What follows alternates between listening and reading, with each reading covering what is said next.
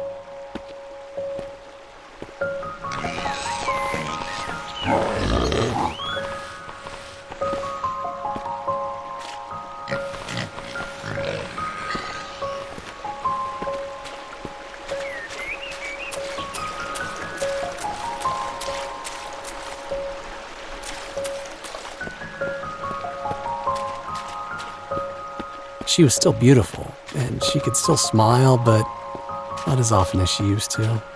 The sickness came and went quickly enough, but when it went, it took her with it. I was only 31 years old at the time. She, 33, and our daughter, Emily, had only recently turned 6.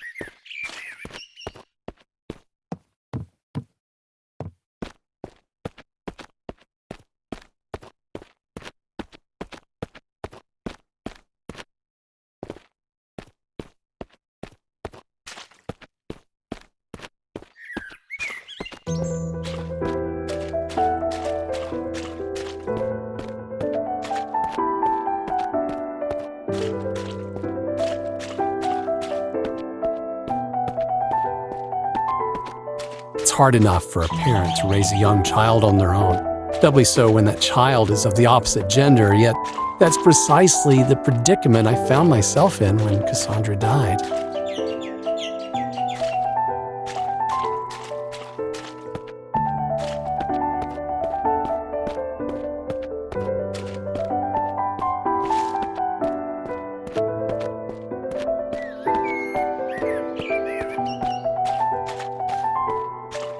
By all means, both sets of grandparents did their best to help out, but my pride dictated that I could only ask so much of them. I needed to prove to everyone, not at least of all myself, that I could do this. I had no desire to be the all but absent father that my own had been, but an endeavor to spend as much time as I could caring for my daughter in the most direct way possible. I won't deny that the odd drink came in handy during this early period, but it was yet to become a problem.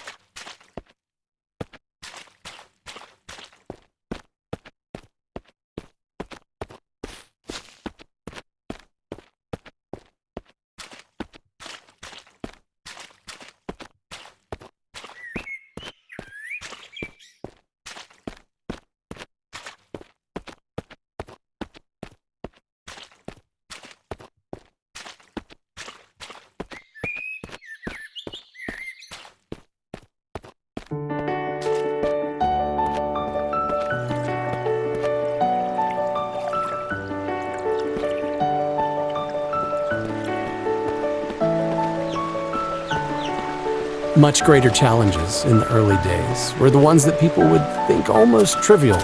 Ensuring my daughter was safe when she used public restrooms, and that she cleaned herself properly when she was in the bathtub. Responsibilities that would normally fall upon the female parent when there is one. Emily was still very young at the time, of course, but old enough to feel awkward that her father was checking in on her during her more private moments. There's no denying that the presence of a woman would have alleviated much of the burden cast suddenly upon both of our lives.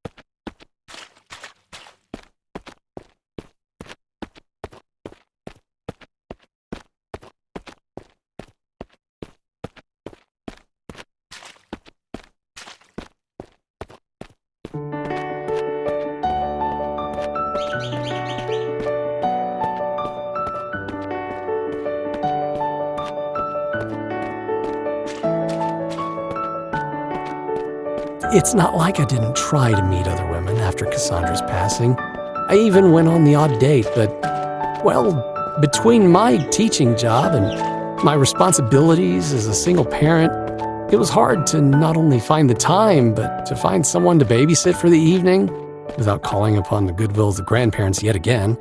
Most of all, though, it was impossible to find someone to fill the yawning void that Cassandra had left in her wake.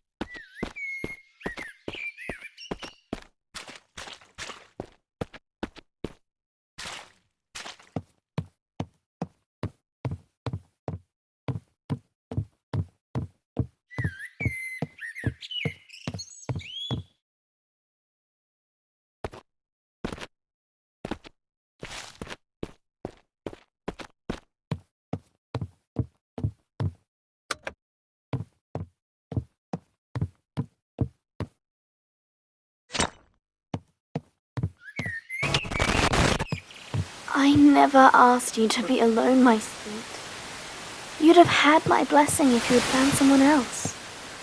All I would have asked was that she be a good mother to Emma.